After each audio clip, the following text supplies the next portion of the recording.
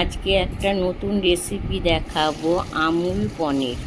হ্যাঁ, পনিরগুলো ছোট ছোট কেটে নিয়ে কড়াইতে সাদা তেল বসিয়ে গরম হয়ে গেলে পনিরগুলো হালকা বাদামি করে ভেজে নেব।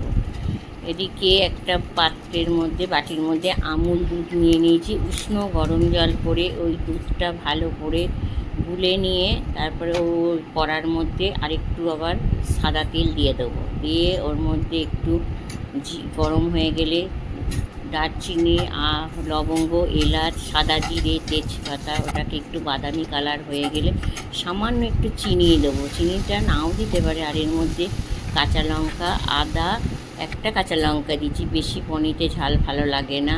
আর কাজু পেস্ট করে এর মধ্যে চালমগজও দেয়, যেহেতু আমার ঘরে নেই ওটা দিইনি। দিয়ে এটাকে ভালো করে একটু কষিয়ে ওই মশলা ধোয়ারই জলটা দিয়ে দেবো।